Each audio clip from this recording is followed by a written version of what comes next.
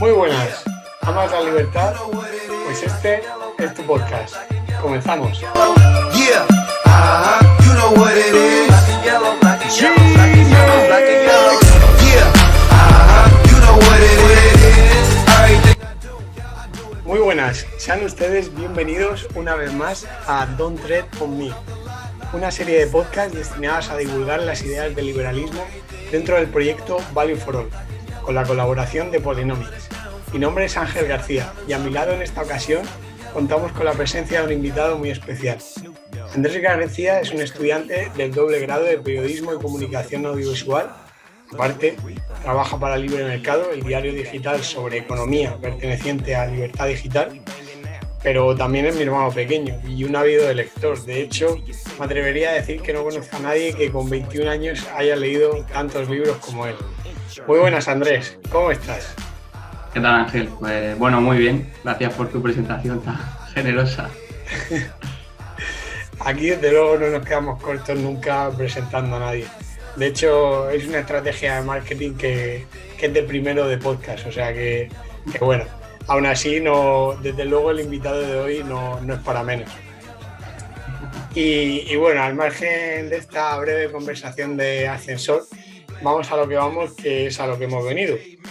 Como han podido ustedes comprobar para el título de este último podcast de la temporada, hoy vamos a hablar sobre la magnífica, diría yo, obra de Juan Ramón Rayo, que se llama Liberalismo, los 10 principios básicos del orden político liberal. No obstante, trataremos únicamente los 5 primeros, debido a que los 5 primeros principios, entiéndanme ustedes, debido a que hablar de todos ellos en un mismo podcast tendría dos inconvenientes. El primero, por supuesto, la duración. 10 principios son muchos principios. Y segundo, pues que no podríamos tratar todos ellos con la profundidad que se merecen. Pero no se preocupen, habrá una segunda parte en la próxima temporada, ¿verdad, Andrés? Sí, claro, porque hay que hablar de todos, hacen falta. Por supuesto, todos son muy importantes. Pues bueno, entrando ya en materia, lo primero que me gustaría hacer es definir un poco lo que entendemos, por lo menos mi hermano y yo, de lo que es el liberalismo. El liberalismo es una doctrina o filosofía política que busca esencialmente evitar el conflicto civil entre los ciudadanos. Pero ¿por qué puede ocurrir este conflicto civil? Bueno, pues porque cada individuo tiene su propia visión de cómo debe ser la sociedad como es natural. Y muchas de esas visiones pueden ser a su vez incompatibles entre sí. Así pues, el liberalismo es esa herramienta para que esas formas de ver la sociedad que se oponen puedan coexistir sin que una, pues por ejemplo, oprima a la otra. ¿Cómo? Pues a través del desarrollo de nuestro proyecto vital sin que nadie interfiera en él, siempre y cuando dicho proyecto respete también los proyectos de vida ajenos. Es decir, vive y deja vivir. Hakuna Matata no. Hakuna Matata significa ningún problema. Eso agili. O sea que los que pensaban que significaba vive y deja vivir, pues eso, no están en lo cierto. Pero el liberalismo está hoy mal entendido, ¿verdad, Andrés? Está mal entendido, sí, se confunde con un montón de términos o incluso se vacía de contenido, ¿no? Con etiquetas tan habituales como neoliberalismo que realmente no vienen a decir nada, vienen a etiquetar un término de forma peyorativa, a darle una perspectiva que no es la que tiene. Ya te digo, yo incluso en alguna conversación me he llegado a encontrar a alguien que tacha de fascista a un liberal. Y no hay por dónde cogerlo, pero bueno. Claro, y es posible que si luego te pones a hablar con una persona de una cuerda ideológica opuesta al caso que acabas de mencionar, pues tacha a un liberal de poco menos que un zurdo, como nos gusta a ti y a mí decir, de una persona pues mega de izquierdas y eso, poco menos que bolchevique.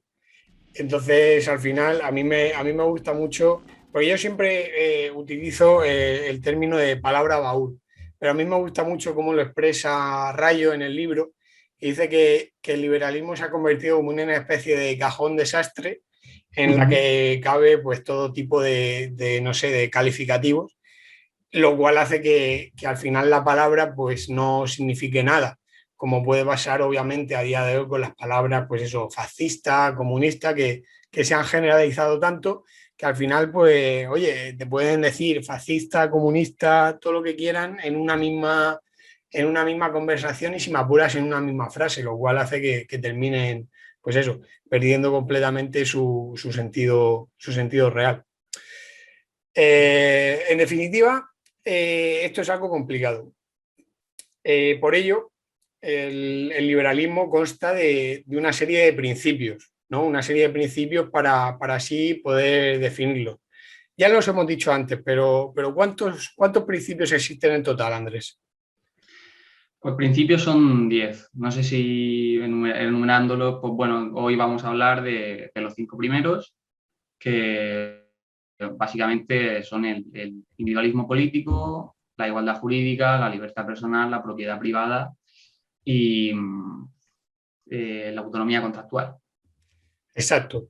Esos serían los 5 primeros, pero obviamente hay más y son aquellos que trataremos en el siguiente episodio, pero desde luego con 10 principios, aunque obviamente es algo complicado pues definir lo que es esta doctrina o esta filosofía política, yo creo que con todos ellos, pues una pequeña aproximación desde luego se puede hacer siempre y cuando obviamente se haga de una forma didáctica y de forma que no, pues eso, que no lía a nadie de más. Entonces, pues nada, vamos con el primero de todos ellos. El primero es, como ha dicho muy bien mi hermano, el individualismo político, que se puede decir que tiene un subtítulo, que es los individuos son sujetos de derecho. El liberalismo básicamente es una corriente de pensamiento que toma como punto de partida al individuo. Es decir, el sujeto moral del liberalismo es el ser humano, entendido este como un agente autónomo que elabora y persigue sus propios proyectos vitales, como un individuo que se define y se desarrolla al ejercer su capacidad de actuar. Por ello, el liberalismo se contrapone a otras corrientes filosóficas como las diversas variantes del colectivismo. Aquí entran, por supuesto, el ecocentrismo, el fundamentalismo religioso y el feminismo, por supuesto, entre otros. El colectivismo lo que hará será evaluar el orden político según este afecte a aquel grupo que considere como moralmente relevante y no a los miembros individuales de ese o de otros grupos.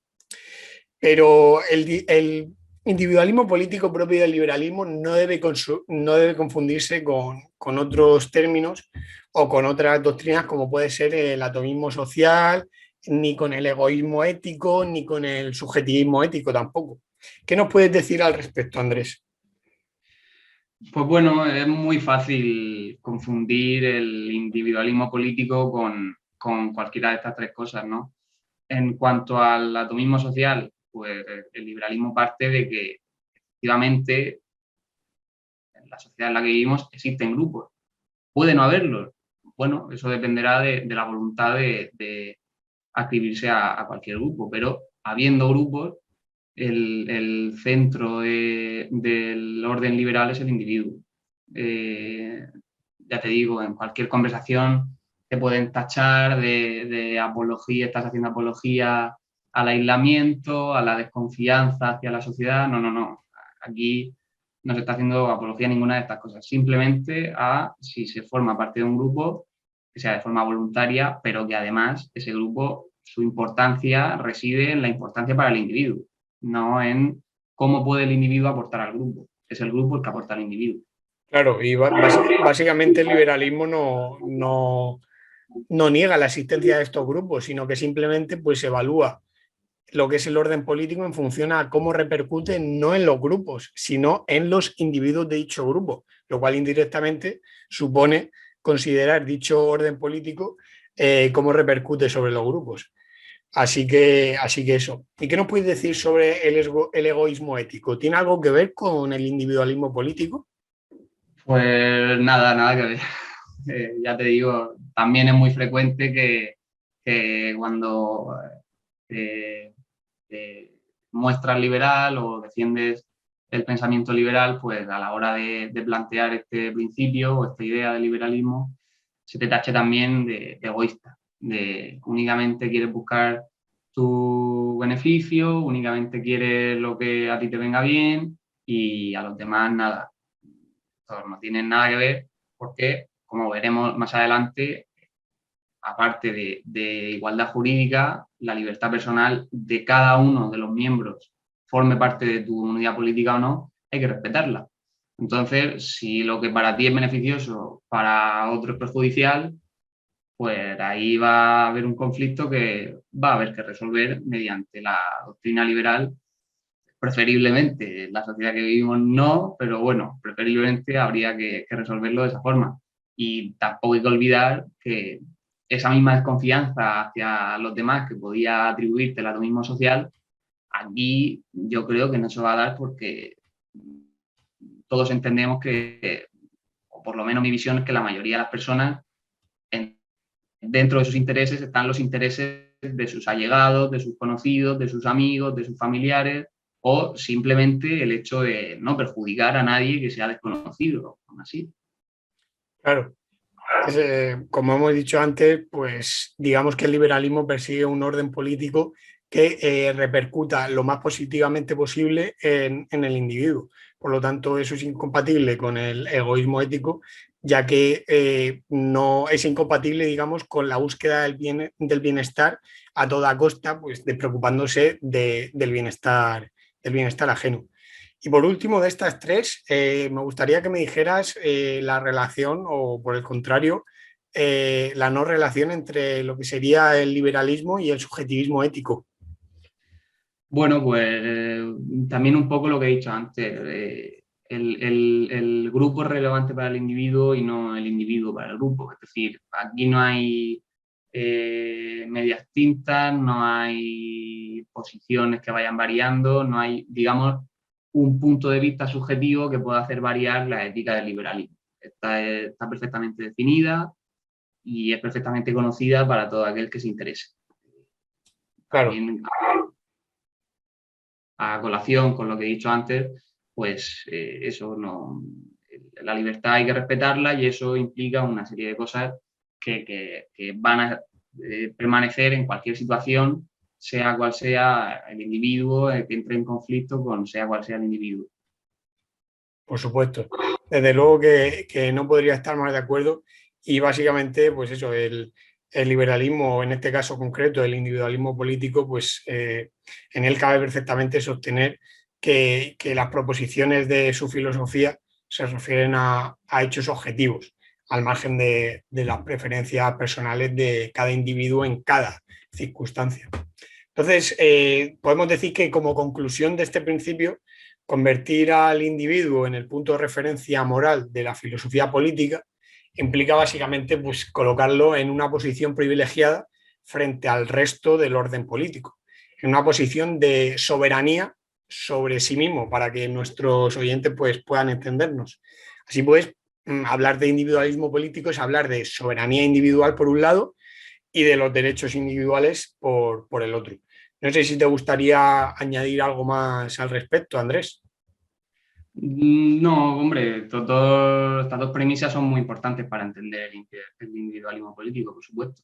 Luego hablaremos también sobre qué implican estos derechos individuales, la perspectiva liberal sobre si, por ejemplo, la libertad es un derecho negativo o positivo y qué implica esto, y también qué implica para el resto de miembros de la comunidad política, claro.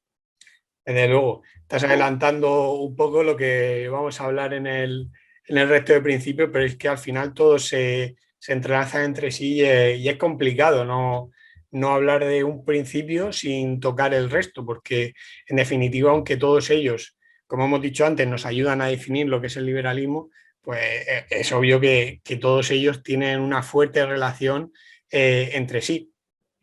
Y bueno, aún así el orden que establece el libro a mí me parece de todo correcto porque, digamos, va poco a poco integrando la información que aparece al principio con la información que va apareciendo a medida que vas leyendo.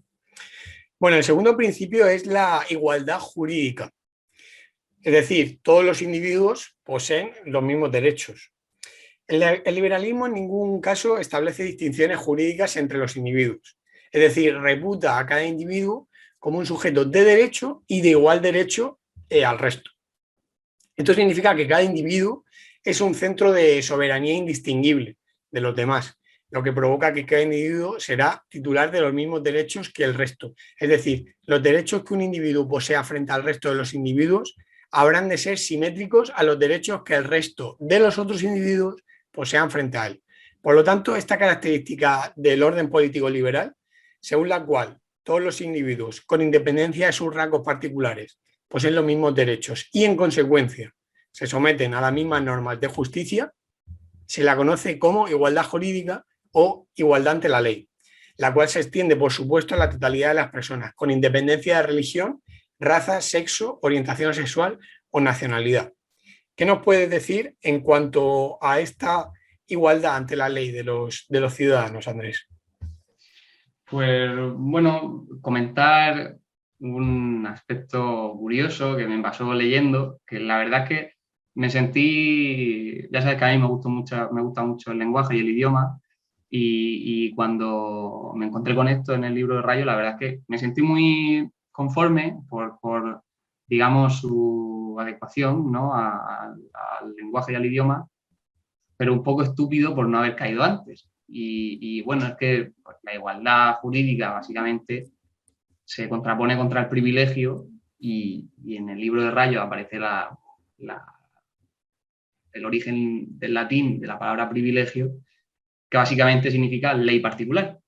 Entonces, de ahí la importancia que la igualdad jurídica se contrapone contra esto, contra la consideración idéntica del individuo, evidentemente en el ámbito jurídico, dentro del orden liberal. Entonces, aquí entra un poco en conflicto una de las ideas últimamente reciente en algunos temas de debate de actualidad y demás, como es la discriminación positiva, ¿no? Que, digamos, ha sido incluida textualmente en algunas leyes pues, relativas de hace relativamente poco, y que Rayo destaca que, de forma muy acertada, que desigualdades pasadas no tienen que justificar, porque no lo justifican, desigualdades presentes, sino precisamente igualdad presente. Claro, completamente de acuerdo. En definitiva, a día de hoy se puede decir que en nuestro país se está buscando, bueno, en nuestro país y en muchos otros países, como puede ser Estados Unidos, sin ir más lejos, que se autodenominan, pues eso, la cuna del liberalismo o del libertarismo en muchas ocasiones. En definitiva, estamos viendo cómo está calando mucho esa concepción de la libertad de algunos colectivos como digamos, pues eso, que al final tengan una serie de privilegios jurídicos frente al resto, ya sea pues porque en su momento pues esos colectivos fueron oprimidos por otros colectivos, por así decirlo, dominantes, o porque ellos mismos sienten que lo han sido. Entonces, lo que digamos la igualdad jurídica, que es algo que a nadie se le escapa, que debería ser una de las bases fundamentales de la sociedad en la que vivimos a día de hoy, pues yo creo que se está viendo menoscabada por muchas de las ideologías imperantes a día de hoy que se basan fundamentalmente en lo que es pues eso, el correctismo político.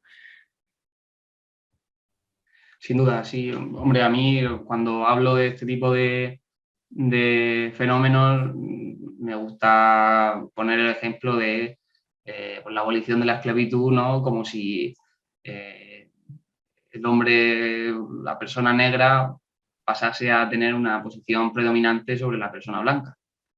Es decir, en un proceso así que se busca cortar la discriminación que ha habido hacia un colectivo, hacia pues una persona de una determinada raza o género o religión o cualquier cosa, es absurdo tratar de acabar con la discriminación a través de la discriminación. Es como cuando de pequeños nos decían que la violencia no había que combatirla con más violencia. Al final la discriminación es una imposición violenta sobre, ya te digo, una persona de una determinada raza, género, religión o lo que sea. Claro.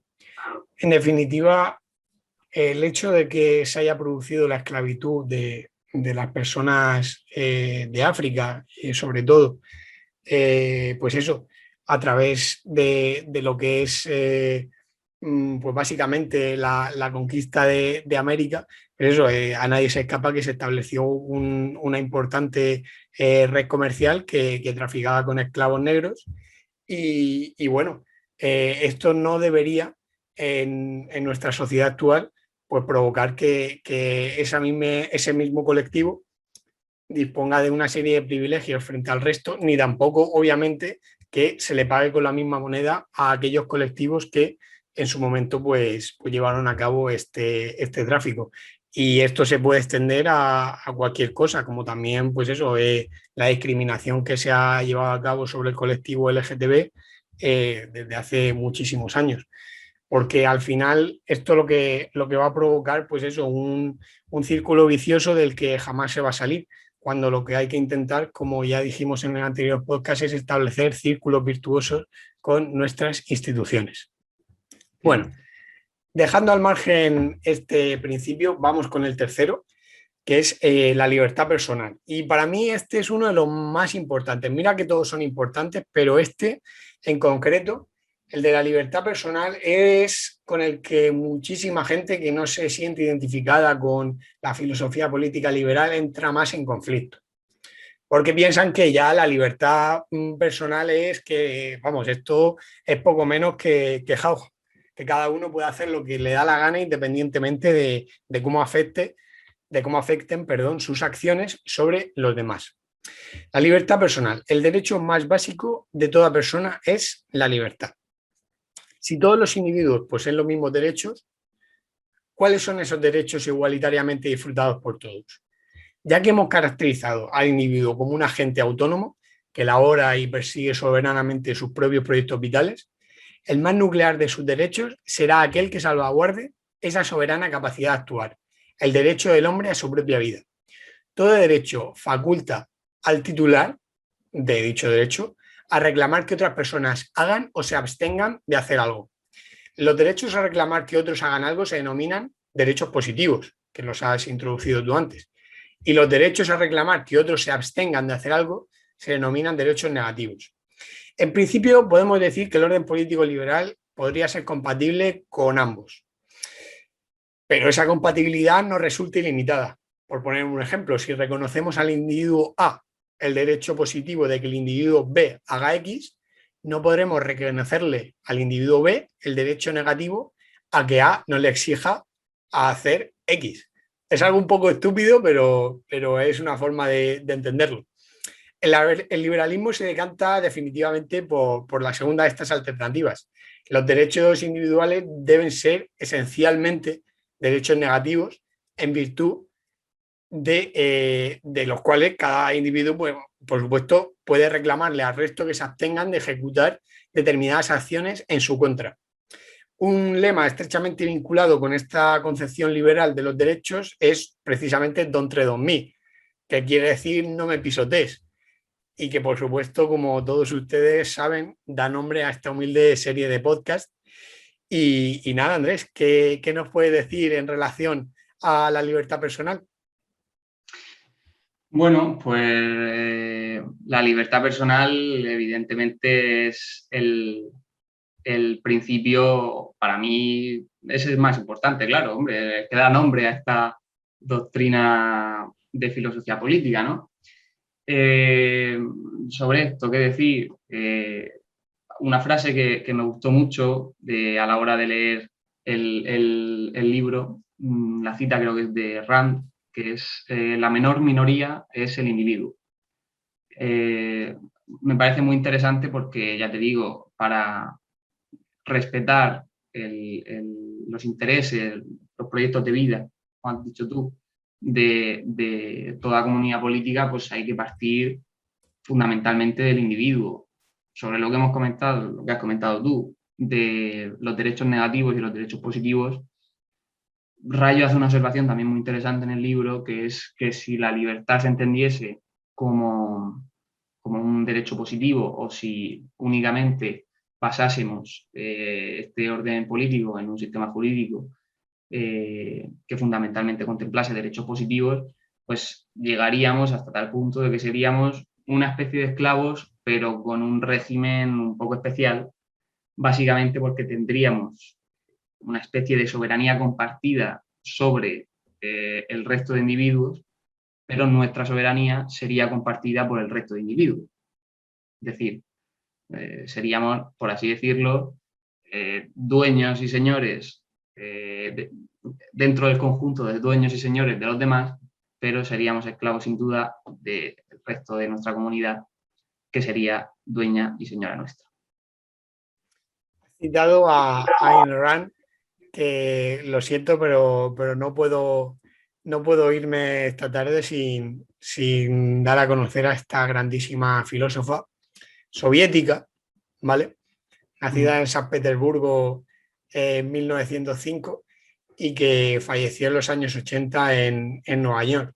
Y es desde luego una de las grandes de lo que es la ideología libertaria, y que aunque por supuesto no coincido con ella en algunos de sus planteamientos, pues desde luego merece la pena pararse un momento para homenajear a esta grandísima filósofa, ya que no es muy conocida. No le pasa como a Rayo, por lo menos entre nuestros oyentes, que a nadie se escapa, pues eso, que Rayo es una persona bastante conocida porque sale en medios de comunicación como La Sexta, y bueno, colabora con muchos otros, y por supuesto también pues su canal de YouTube tiene muchísimos suscriptores y es profesor en la Universidad Francisco Marroquín.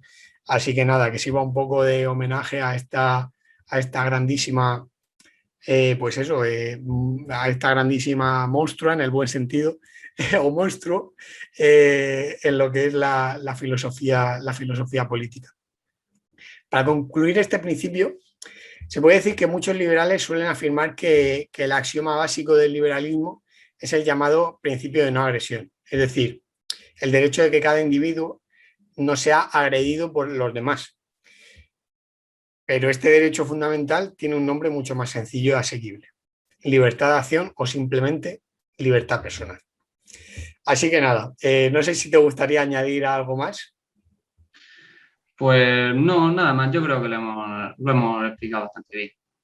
Sí, yo creo que desde luego ha quedado bastante bien, aunque obviamente esta última parte como conclusión se me ha quedado un poco rara porque en definitiva ya habíamos mencionado la libertad personal, pero bueno, no he querido dejar de decirlo porque de hecho es una cita bastante concreta del libro, y me ha gustado mucho cómo la expresan, y por supuesto modificándola un poco yo creo que quedaba bien.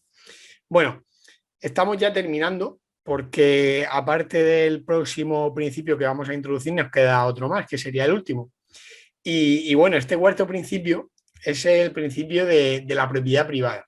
Es decir, la libertad comprende el derecho de usar, disfrutar y disponer de los bienes que hemos adquirido pacíficamente.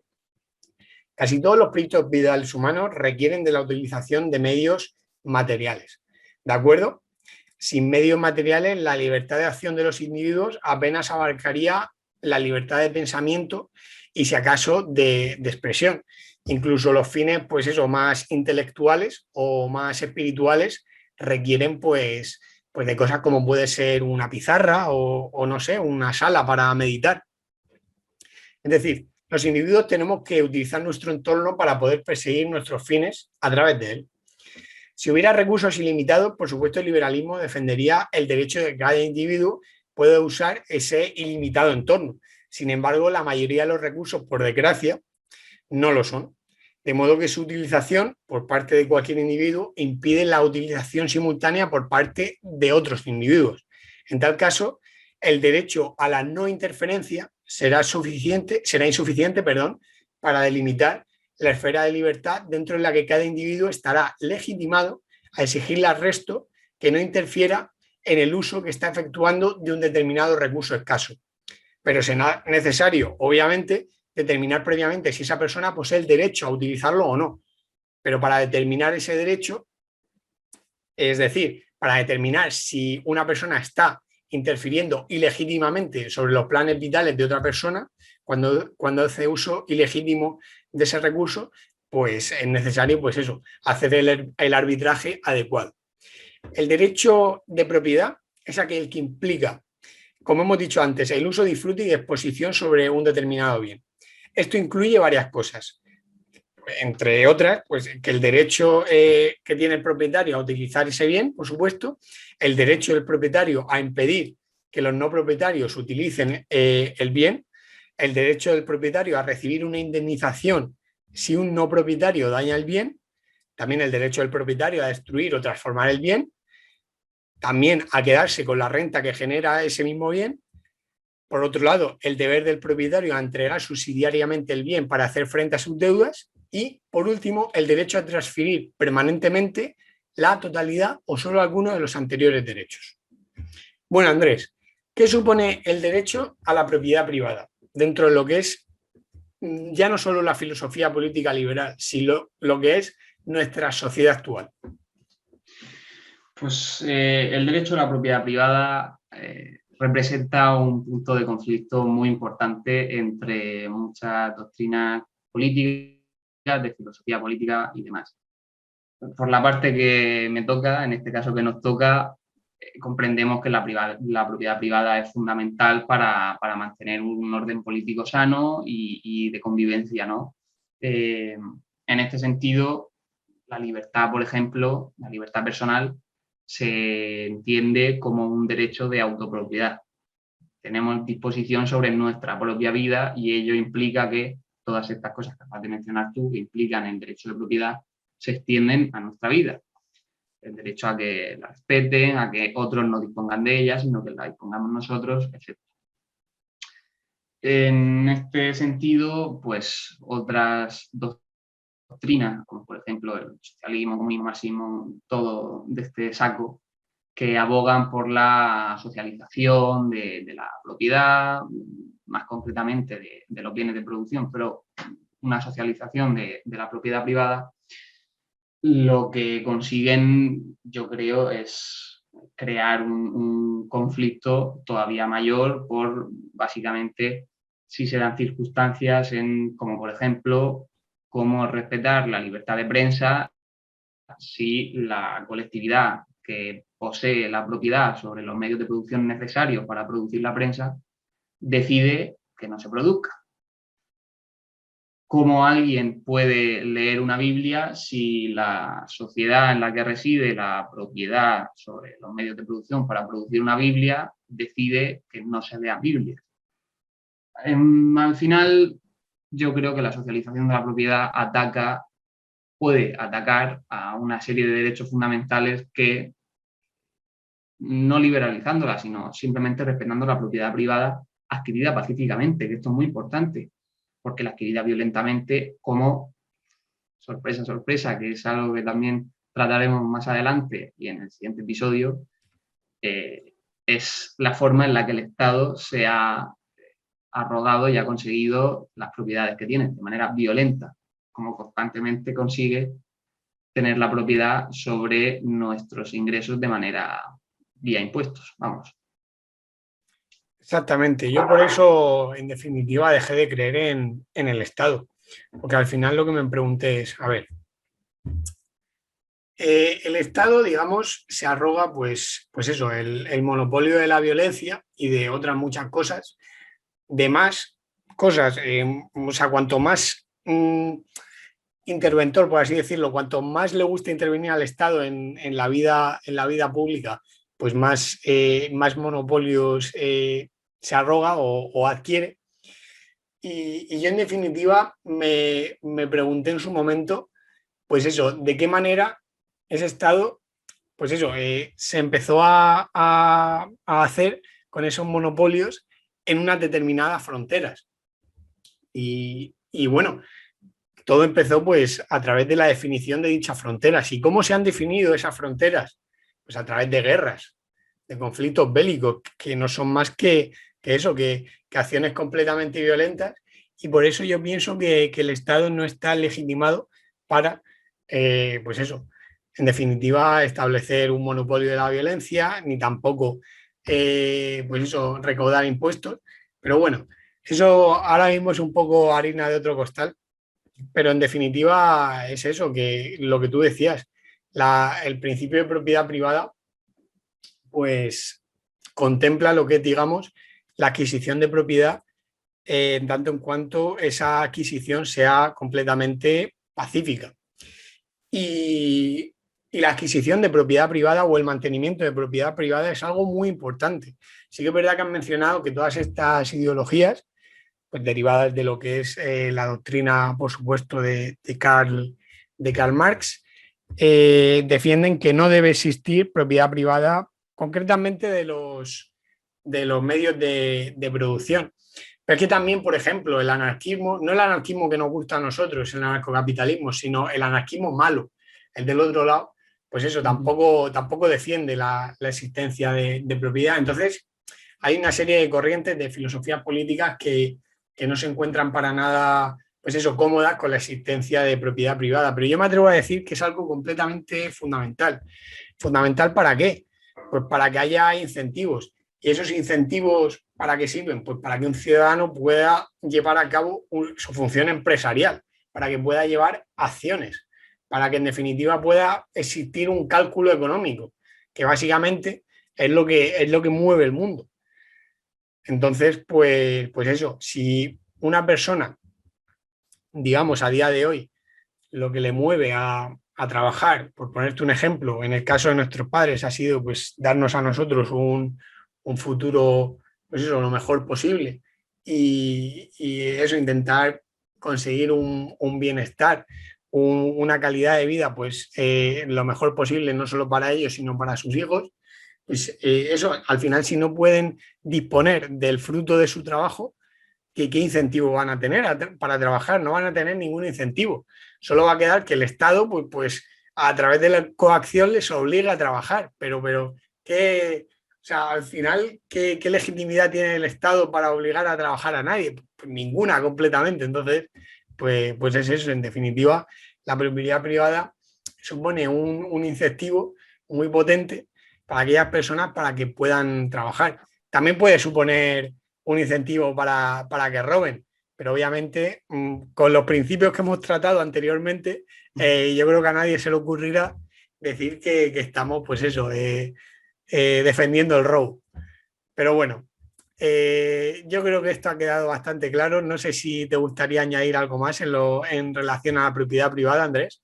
Pues un detalle solo, que esto que hablábamos antes de la libertad, que básicamente es lo que permite desarrollar nuestros proyectos de vida sin propiedad privada, esto, como dice Rayo, se vacía de contenido.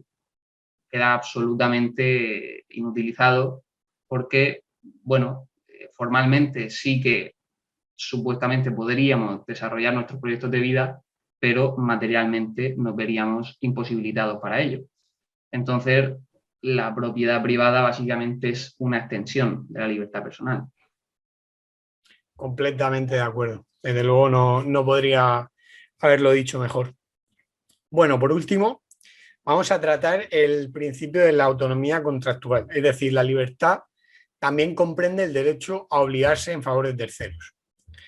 Este es un principio bastante complejo, ya que antes hemos hablado de que nadie puede obligar a nadie o nadie debe obligar a nadie. Pero aquí entramos un poco, pues eso, en conflicto con esa afirmación. Para que un individuo alcance sus propios fines, puede necesitar de la ayuda de otras personas, es decir, de su cooperación. De hecho, la cooperación humana es una de las grandes razones con las que algunos liberales como Mises, ni más ni menos, explican el origen de las sociedades. Una forma en la que podríamos estructurar la cooperación es de manera espontánea y sin reglas. Es decir, cada persona decidiría informalmente, por supuesto, cuánto, cuándo y cómo quiere ayudar a otras personas. Pero en tal caso, ninguna parte podría exigirle nada a su contraparte. Uno prestaría ayuda haciendo uso de su libertad, es decir, no podría ser coaccionado a ayudar, y el otro recibiría la ayuda haciendo uso de su libertad. No podría ser coaccionado a recibir la ayuda. Tan pronto como alguno de ellos lo deseara, la cooperación podría interrumpirse sin ninguna consecuencia adicional. Es decir, la cooperación arrancó por el mutuo consentimiento de las partes y terminaría por decisión unilateral de cualquiera de ellas. Pero las personas también pueden querer estructurar los términos de su cooperación, de manera arreglada, por supuesto, de tal modo que una persona tenga el derecho a exigirle a la otra la realización de algún tipo de acción u omisión en su favor. En ausencia de esta exigibilidad, la cooperación resultaría en muchos casos demasiado frágil y poco previsible como para que alguna parte alcanzara sus propias metas, sin certeza de que, pongamos ejemplo, un piloto de avión no abandonará la nave a mitad del vuelo, los pasajeros en ningún caso embarcarían. A nadie se le ocurriría. Las personas, por supuesto, valoramos la certeza y la previsibilidad a la hora de cooperar con otros, especialmente en todas aquellas cooperaciones de trato continuado. Cabe la posibilidad de que para determinados proyectos deseemos establecer voluntariamente reglas entre las partes, que evidentemente están implicadas para ordenar los términos de semejante cooperación. ¿Qué nos puedes decir a este respecto, Andrés? Bueno, en el apartado de la libertad contractual, yo creo que lo más importante es el consentimiento, ¿no? El hecho de, bueno, la libertad contractual básicamente es el cimiento de principios también más importantes que veremos en el próximo episodio, de la libertad de asociación, y la libertad de asociación implica libre mercado, por supuesto, y en este sentido, a la hora de justificar o legitimar la formación de comunidades políticas en torno al Estado, pues ha aparecido esta idea un poco mentirosa, un poco falaz del contrato social, y aquí hay que hacer una apreciación importante sobre el consentimiento, porque el contrato social no está firmado por nadie. Y en caso de que estuviese firmado por alguien, si actualmente siguiese vigente, únicamente sería una imposición forzosa de un acuerdo suscrito previamente por personas que ya no forman parte de la comunidad política. Básicamente no tienen ni pie ni cabeza. Entonces, en este sentido, hay que ser muy consciente de la importancia del consentimiento a la hora de formar comunidades políticas, sea implícito, sea explícito, pero sin uso de la coacción ni de la violencia. Y también tener en cuenta que el hecho de nacer en un Estado no te hace aceptar un contrato social por el mero hecho de pisar una acera o por el mero hecho de disfrutar de aquello que te rodea, principalmente porque el Estado se ha adueñado de la propiedad de todo ello de manera violenta, y segundo, porque entre otras muchas razones que hay que implican que un consentimiento no sea legítimo, está el hecho de desconocer precisamente que estás consintiendo que formas parte de un grupo o de cualquier otra circunstancia. Desde luego.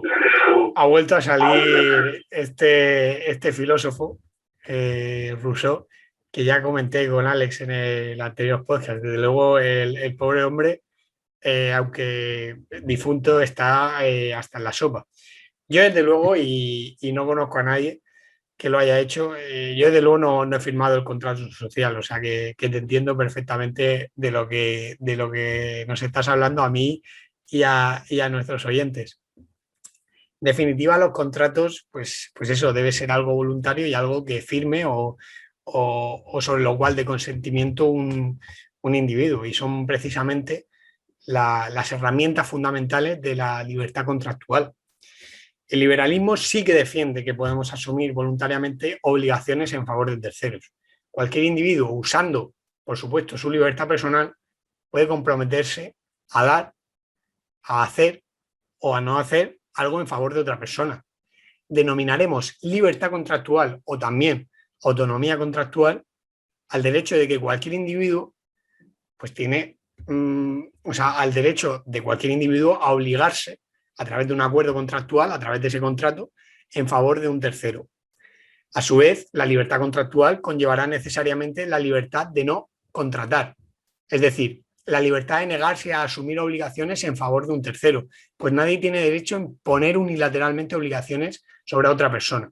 Aquí ya es cuando, digamos, ese conflicto con la libertad personal se solventa, por así decirlo. Entonces, la libertad contractual, en definitiva, permitirá que cada individuo cree derechos positivos o negativos, o sea, para sí mismo, en favor de otros individuos. Pues nada, Andrés, no sé si hay algo más que quisieras decir con respecto a este último principio que hemos tratado hoy.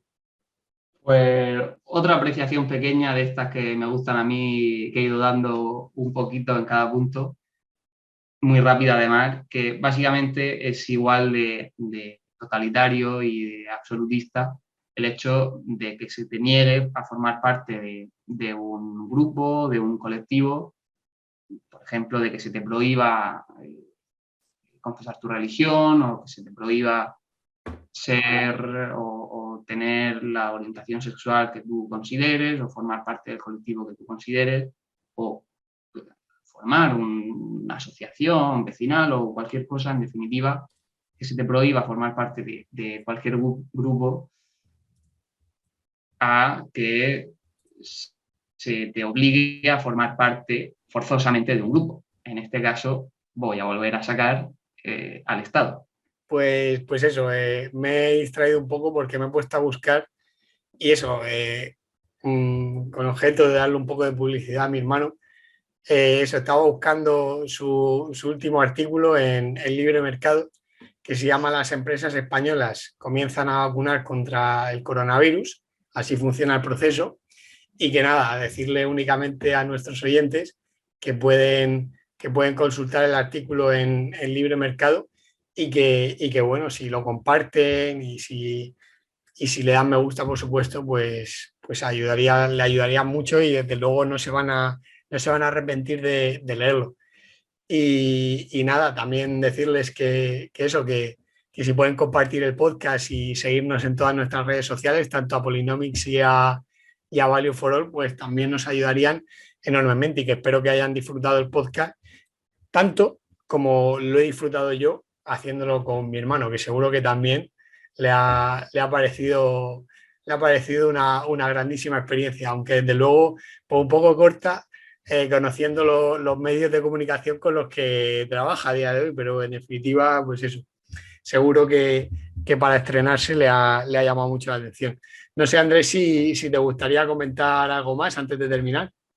Hombre, pues que lo he disfrutado, no tanto como las conversaciones sobre liberalismo que hemos tenido y dejado de tener en comidas, sobremesas, etcétera, en familia o en cualquier otra circunstancia. Y que, bueno, muchas gracias por mencionar el reportaje, que es el último y el primero, de momento.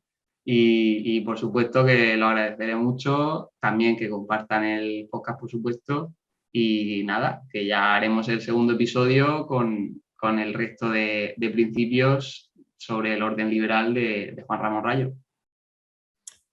Perfecto, Andrés. Pues nada, desde luego que yo también eso, esas sobremesas tienen un...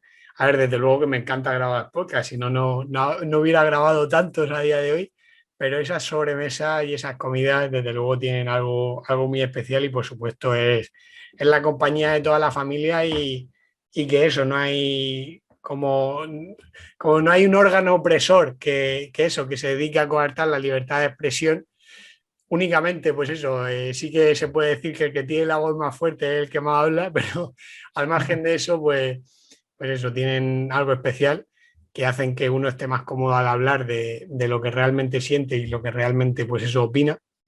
Pero bueno, que desde luego este formato también es algo increíble y yo lo he disfrutado mucho, sobre todo hoy que ha podido participar conmigo alguien tan querido como eres tú, como mi hermano.